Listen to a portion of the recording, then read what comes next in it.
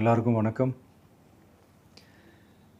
இந்திய அரசியல் சாசனம் நம்ம தமிழ்நாட்டில் இருக்கிற எல்லாருக்குமே கொடுத்துருக்கிற உரிமையில் ரொம்ப ரொம்ப முக்கியமானது ஓட்டிங் ரைட், வாக்குரிமை.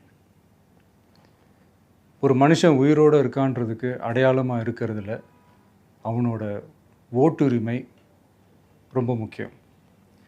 அதனால தான் voting is not only our right but also our life. ஒரு முக்கியமான விஷயத்தை பற்றி இப்போ நான் உங்ககிட்ட ஷேர் பண்ண போகிறேன்.